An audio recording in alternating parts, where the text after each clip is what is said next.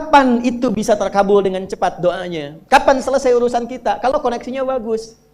Makanya disebutnya zikir, yang terhubung, yang nyambung. Semakin kenal, semakin dekat, semakin mudah. Kadang belum minta, sudah diberi. Ada yang orang belum berucap, Allah sudah berikan. Sehingga ketika menghadapi masalah yang sama, ringan. Bukan gak punya masalah. Akan dihadapi, diringankan oleh Allah. Masalah yang sama, ini sampai ribut, adu argumentasi. Orang ini cuma senyum, selesai. Betapa banyak masalah kecil diargumentasikan jadi besar. Akhirnya problem. Tapi tidak sedikit masalah besar dihempaskan di atas sajadah. Ketika koneksinya dengan Allah itu kuat, tiba-tiba hilang seketika, selesai. Makanya Nabi Yakub kalau punya masalah, yang beliau lakukan apa? Dia bentangkan sajadahnya, dia sholat, dia mohon kepada Allah. Itu dilestarikan di Quran surah ke-12 Yusuf ayat ke-86. Aku tuh kalau sedang punya masalah apapun, yang aku bangun konektivitas dengan Allah. Innama ashku bathi wa huzni ilallah. Saya curhatnya cuma sama Allah.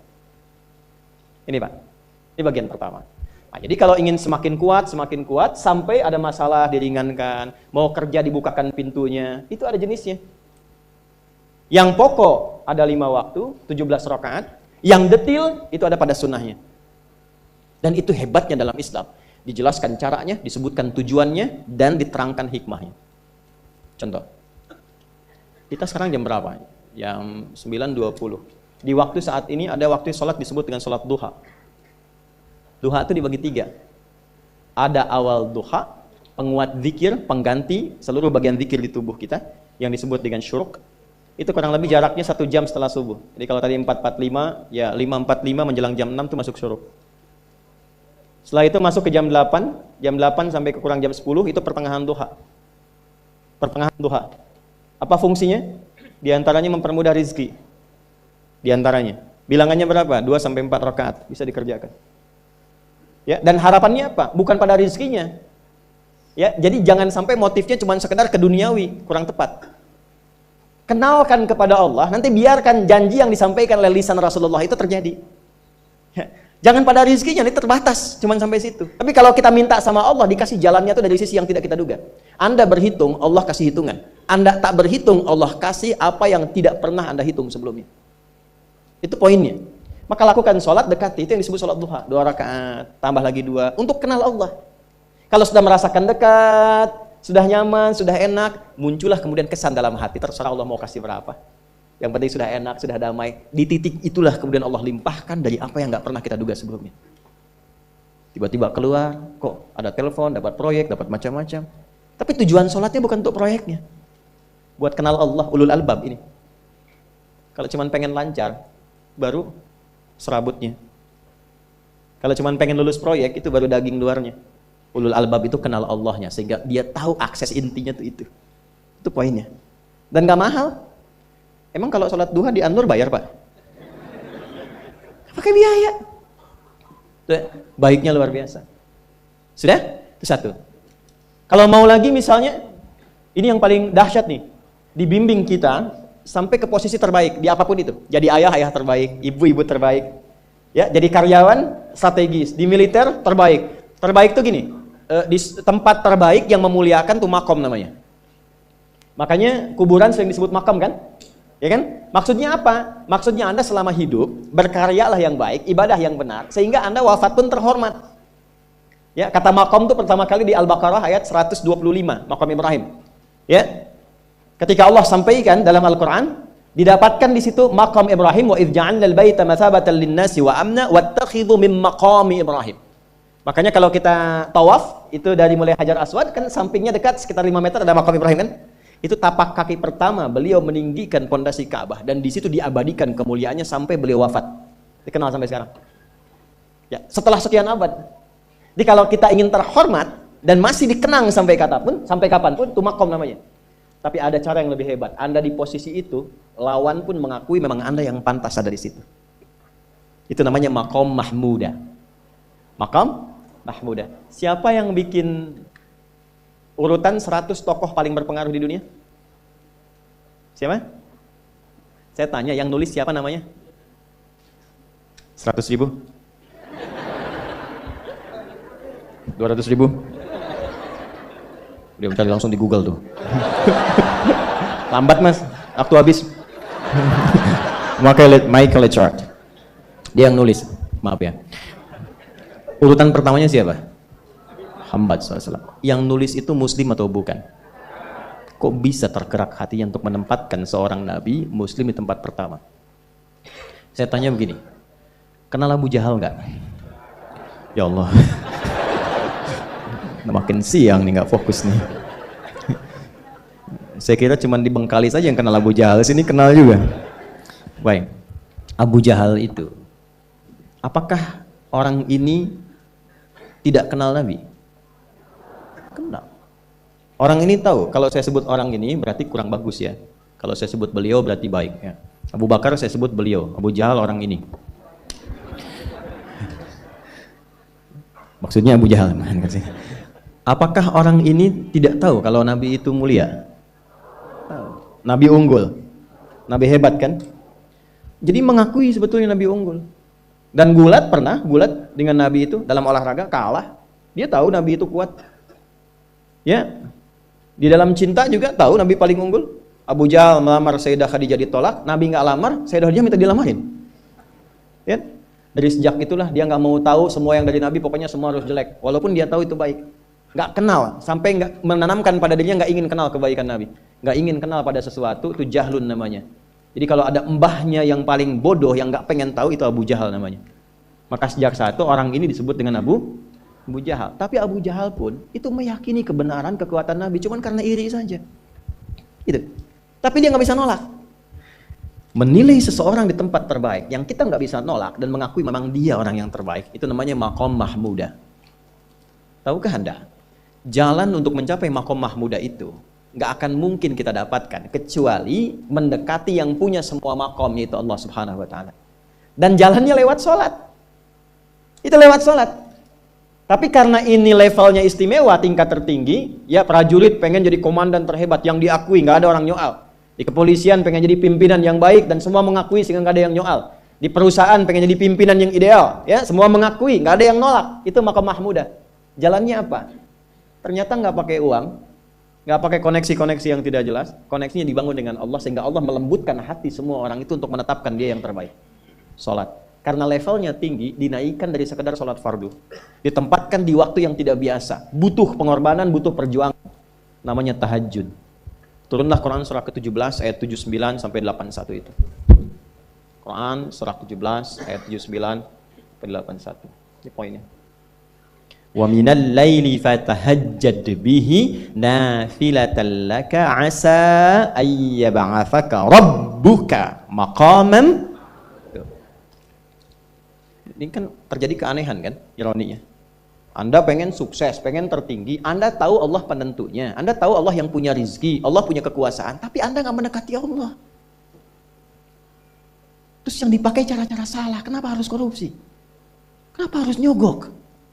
Kalau SK-nya nggak Allah tetapkan, nggak akan turun juga. Dan sudah hukum, kalau ayah berbuat maksiat, itu anak istri pasti kena. Itu udah hukum. Makanya saya mohon deh, ya para ayah itu kalau mencari nafkah, cari yang benar. Kasihan anak Anda yang di SD harus berhenti sekolah. Maaf, bukan anak Anda, maksudnya anak orang lah. Kenapa harus korupsi? Maka ketika ada tawaran sogokan yang nggak bagus, tuh yang dibayangkan tuh itu bukan cuma proyek jalan dapat uang banyak, tuh anak-anak tuh bahaya. Ke sekolah disebut anak koruptor, sedih. Istri nggak sanggup keluar belanja. Itu pikirkan, itu sudah hukum. Sudah hukum. Anak juga begitu. Kalau mau berperilaku, ingat orang tua. Sebab ketika tidak baik, orang tua pasti kena. Anak di sekolah berantem, yang dipanggil siapa? Orang tuanya. Itu selalu terikat. Di rumah tangga itu selalu begitu. Karena nafas itu terikat. Semua saling mengikat. Babnya itu jelas. Nah, balik ke sini.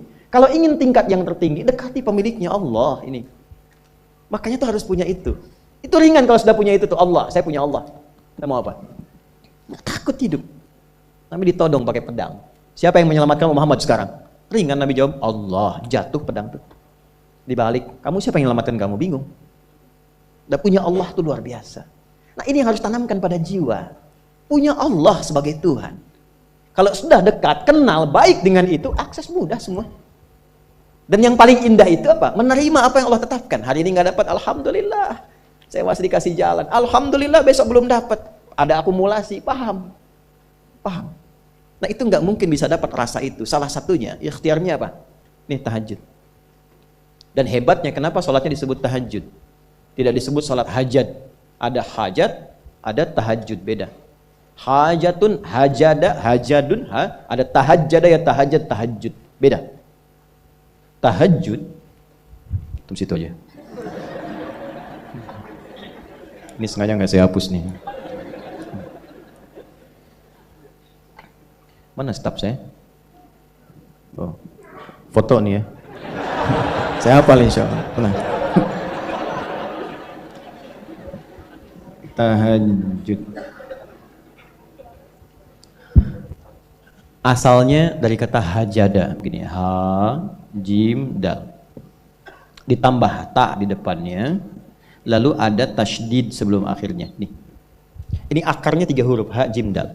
Hajada itu asalnya bangun dari tidur malam. Tidur dulu, lalu bangun setelah itu. Itu hajada. Pelan-pelan. Paham sampai sini? Kita teruskan. Kalau kita ingin berusaha untuk bangun, mengoptimalkan diri untuk bangun, maka tambahkan tak di depannya. Berusaha untuk mendapatkan atau mencapai sesuatu. Kalau yang kita akan lakukan itu tidak mudah, nggak gampang bangunnya, sehingga butuh rencana, butuh persiapan, ya kan? Maka tambahkan tasydid sebelum huruf akhirnya. Dari kata syiddah, apa yang mau dikerjakan ini nggak mudah. Memang pengen bangun itu jam 3. Tapi kan nggak tiba-tiba ujuk-ujuk bangun jam 3, belum tentu. Ya kan? Kita harus rencanakan dulu supaya bisa bangun, saat bangun itu siap, bukan cuma bangun. Bangun jam 3, sholatnya 4:30, ya kan jauh. Maka untuk bangun jam 3 itu butuh persiapan, nih syiddah. Maka rencanakan, pasang alarm 3 kali. Misal yang ikhtiarnya jam 2, jam 2.15, jam 2.30. Alarm jam 2 untuk mematikan alarm yang kedua. Gitu kan? Yakin saya Anda kalau pasang alarm malam tuh nggak satu, yakin? Bangun, ceklek, mati. Minimal ingat akan ada alarm berikutnya kan? Nah itulah tak. Allah itu sudah tahu modus-modus kita itu. Karena alim maha mengetahui. Detailnya kan kita lakukan kan Allah sudah tahu. Alarm yang kedua membangun kesadaran paripurna. Peringatan kedua. Kalau pengen bangun, enggak tertidur. Maka ketika sampai pada alarm ketiga, sudah sadar kita. Oh. Apa-apa Bu, alhamdulillah. Lebih baik telat daripada enggak sama sekali. Bangun. Nah ini. Kalau kita tarik ke implementasi hidup, pengen level tertinggi itu butuh perjuangan. Latihan dulu, ya kan? Menguras fisik, energi, tenaga, biaya, hasilnya indah. Tapi ada jalan cepat untuk mendapatkan itu. Nih aksesnya bangun kepada Allah. Gitu. Kalau kita tingkatkan ini, itu luar biasa. Jadi itu. Jadi. Nah, kalau ini terus ditingkatkan, nanti membangun value yang terasa. Ada nilai-nilai yang terasakan, kita merasa lebih dekat dengan Allah. Yang biasanya tadi dipanggil azan baru ingat sekarang, baru selesai subuh udah ingat isya. Nanti isya bagaimana, gitu kan, urutkan. Tapi tetap zuhur juga, zuhur, asar, maghrib, isya. Waktunya kenal, jam berapa. Bahkan dipetakan, saya nanti akan ke sini, masjid yang terdekat di situ. Jadi lihat peta itu, ya lihat peta jalan, saya nggak sebut nama supaya nggak endorse. Itu lihat peta jalan, itu dia petakan, saya akan sampai di situ jam berapa, durasinya berapa, masjidnya di mana. Kalau tertinggal di situ, di sini saya sholat Jumatnya. Sampai ke situ. Nah, value yang membuat kita semakin meningkat dekat dengan Allah itu takwa namanya. Takwa. Disebutkan sebanyak 240 kali dalam Al-Quran. Nah, intinya itu ini nih. Di jiwa takwanya. Kalau ini sudah ada, Allahu Akbar. Silahkan Anda keluarkan semua kata-kata takwa di Quran. Tidak ada kecuali yang indah semuanya. Quran surah 65. 65 itu babnya bab tolak. Surahnya At-Tolak. Tolak itu persoalan terbesar di rumah tangga. Nggak akan bisa terjadi yang demikian itu kalau ada takwa di dalamnya. Nyambung. Kalaupun mesti terjadi, itu spirit takwa mengarahkan pada yang terbaik. Makanya di ayat kedua di ujungnya, sampai ke ayat 3, apa yang terjadi? Di rumah tangga itu kan cuma 2 babnya. Satu masalah dari komunikasi, yang kedua materi. Perhatikan. Wa may yattaqillaha yaj'al lahu makhraja wa yarzuqhu min haitsu la. Siapapun yang mampu meningkatkan takwanya kepada Allah, pakai man tuh, setiap personnya.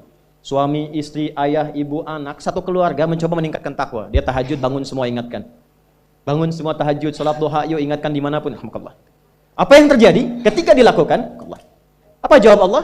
Yaj'al lahu makhraja. Enggak pakai alif lam, makhraja. Masalah apapun yang engkau alami. Suami berangkat ada masalah. Ada masalah umum yang semua orang mengalami itu. Tapi yang ini enggak.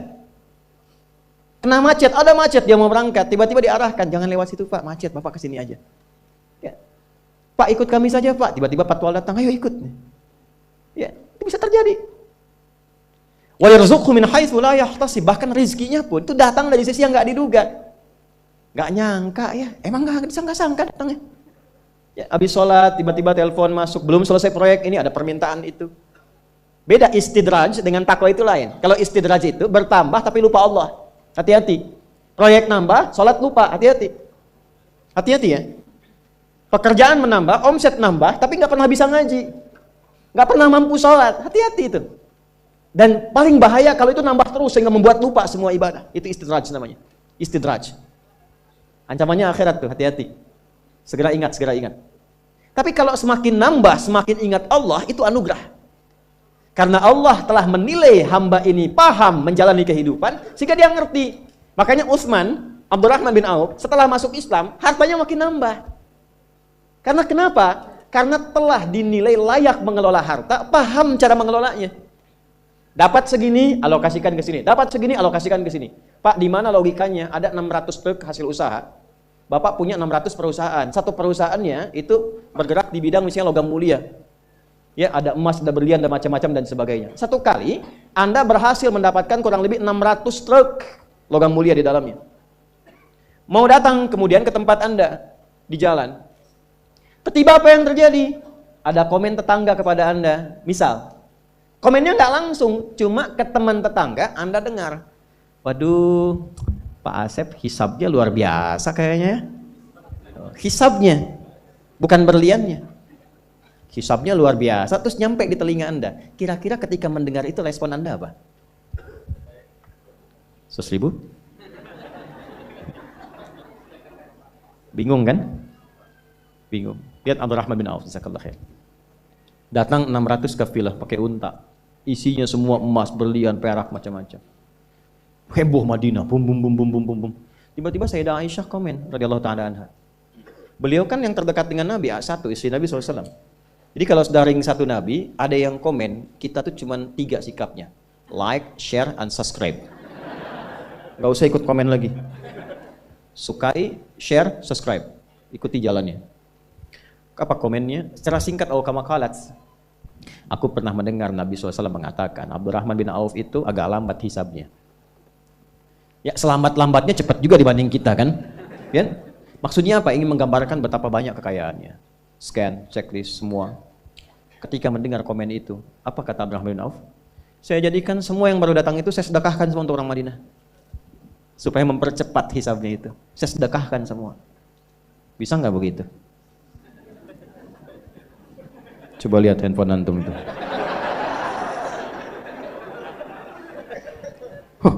Hisabnya luar biasa nih. Buat anak yatim ya. Kasih.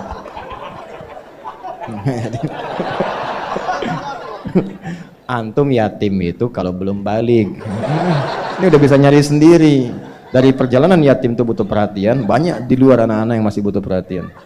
Buat yatim ya. Nah, mudah. Nah, itu yang maksud saya katakan itu nggak mudah. Tapi kalau kita diberikan anugerah oleh Allah, pandai mengelola sesuatu sesuai dengan kehendak Allah, ini kasih semua. Udah ya? Nah ini, ya jadi sekarang saya cuma pesan 2 nggak banyak-banyak, sholat sama Quran. Para orang tua sehari sehalaman aja nggak apa-apa, nggak usah banyak-banyak, 1 halaman atau berapa ayat. Yang penting ngaji. Yang penting ngaji, nanti lihat berkahnya. Dan jangan cukupkan pada yang 5 ya. Ya, ini bukan hukumnya wajib, bukan. Yang wajib tetap 5 waktu. Kalau bisa naikkan, walaupun mungkin 2 rakaat malamnya. Witir 1 rakaat. Atau duha ambil salah satu. Rawatib misalnya. Itu konsisten kan? Istiqomah di situ. Nanti lihat apa yang terjadi. Demi Allah saya katakan, kalau mau coba tuh gini ya. Hari ini Anda baca 1 halaman Quran. Sholat tambah. Besok naikkan 2 halaman. Nanti lihat keberkahan hari ini dengan besok pasti terjadi perbedaan. Setiap Anda baca lebih banyak akan terjadi perubahan kehidupan di hari itu. Gak percaya silahkan. Karena yang jamin langsung pencipta kita. Begitu kita dekati Quran, kehidupan akan berbeda. Begitu konsisten sholat, akses dibuka.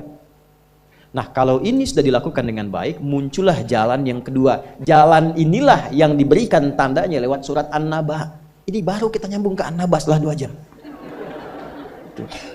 Apa itu? Yang pertama itu jalan zikir, alladzina yadhkuru tadzakur. Yang kedua jalan tafakkur, wa yatafakkaruna fi khalqis samawati wal ard. Rabbana ma khalaqta hadza batila subhanaka faqina. Yang pertama tadzakur dengan zikir, bentuknya amaran ritual. Yang kedua tafakkur, menjadikan semua objek kegiatan lillah. Wa yatafakkaruna fi khalqis samawati wal ard. Kalau zikirnya sudah mantap, maka dampaknya ada ke fikir. Karena fikirannya akan dibimbing oleh jiwanya. Maka dia merencanakan semua kegiatannya bukan hanya untuk difikirkan, tapi juga dizikirkan, diniatkan untuk mendapat ridha Allah, untuk melancarkan visi hidup dia sampai pulang. Makanya kalau Anda baca sampai ayat 200, di situ lengkap sekali. Jangan cuma dunia, nanti ke akhirat bagaimana, dihisab bagaimana, ini ada ancaman neraka kalau nggak siap bekal. Teruskan coba ayatnya. Ya, wa yatafakkaruna fi khalqis samawati wal ardi rabbana ma khalaqta hadza batila subhanaka faqina rabbana innaka man tudkhilin nar faqad akhzaita wa ma lidh-dhalimin min. Ini yang nggak punya visi hidup, yang hidupnya bukan tadzakur, bukan tafakkur. Silahkan kata Allah, tapi innaka mayyit, kamu akan meninggal. Silahkan kumpulin harta, naikin jabatan, nyogok, suap, silahkan aja, pilihan. Tapi Anda terancam pulang dalam keadaan hina. Innaka man tudkhilin nar faqad akhzaita. Makanya kita bertekad, ya Allah bimbing hamba supaya pulang gak hina. Gak mau hamba dihinakan di hari kiamat. Sekarang kita salah, yang lihat 1-2 orang atau bisa disembunyikan. Di hari kiamat diungkap, semuka langit dan bumi tahu siapa Anda. Saya ini masih banyak aibnya, cuma Allah tutup. Tapi di akhirat tuh semua kalau nggak kita tutupi sekarang dengan Allah, dibuka. Maka selesaikan semuanya. Setelah itu apa? Rabbana innana sami'na munadiyan yunadi lil imani an aminu bi rabbikum fa'amanna. Itu kezikir. Ya Allah, kami sadar selama ini kami berusaha, bekerja, beraktivitas, belajar, ada yang salah arah nih. Kami cukupkan untuk dunia saja, padahal kami sadar setelah dunia ini masuk ke alam kubur, setelah alam kubur dah hisab. Cuma 2 akhirnya, surga atau neraka. Saya sadar ya Allah, saya akan rubah visi hidup saya mulai hari ini. Saya siapkan aktivitas kehidupan saya bukan cuma untuk dunia, tapi visinya sampai akhirat. Gimana Allah ridha? Pekerjaannya tetap. Anda tetap di kantor juga, yang di militer-militer, di kepolisian-polisian, yang kerja-kerja, yang bertani-bertani. Cuma visi hidupnya apa? Sudah sampai akhirat. Gimana caranya kerja tidak menyakiti orang, tidak menipu, tidak menyogok, sholat masih terjaga, baca Quran masih bisa dilakukan. Toh meninggal juga. Kalau Allah berikan, saya tata. Dapat harta, belajar fikih harta. Belajar. Sehingga tahu mengelolanya. Oh, ini untuk keluarga, Quran surah 4 ayat 34. Oh, ini yang zakat, Quran surah 9 ayat ke-60. Ini yang infak, Quran surah kedua ayat 215. Ini yang umum, Quran surah kedua ayat 261. Keluar semua. Sehingga saat mendapatkan harta itu sudah paham kemana ditempatkan. Saat hisab ditanya, dari mana didapatkan, kemana kamu keluarkan? Jawabnya ringan. Ya Allah, Engkau yang maha mengetahui.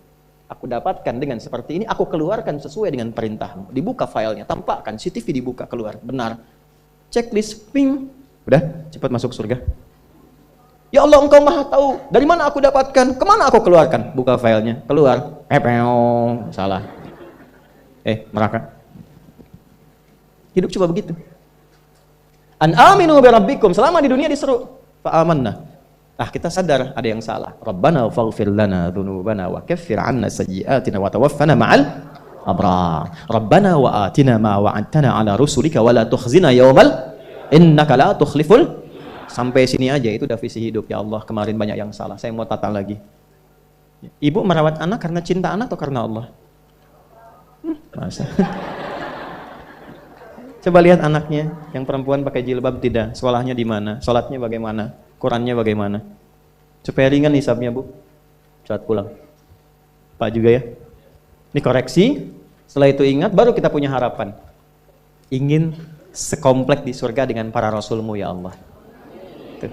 Ya. Tadi kan rusulika wala tukhzina yaumal qiyamah. Kami pengen sekomplek seperti yang kau janjikan. Maka diturunkanlah caranya. Di situ ada Quran surah keempat ayat 69. Ya kan? Wa may yuti'illaha wa rasul fa ulaika ma'al ladzina an'ama Allahu 'alaihim minan nabiyyina was-siddiqina wasyuhada'i was-salihin wa hasuna ulaika rafiqa. Siapa yang pengen sekomplek dengan semua nabi yang pernah bertugas di bumi, maka taati Allah dan Rasulnya. Jadi 3 golongan selain nabi. Siddiqun, orang yang membenarkan tuntunan kemudian dia kerjakan. Syuhada, orang yang berjuang hidupnya untuk menaati Allah lalu wafat. Salihin, jadi orang soleh, yang penting jaga konsisten dalam kebaikan.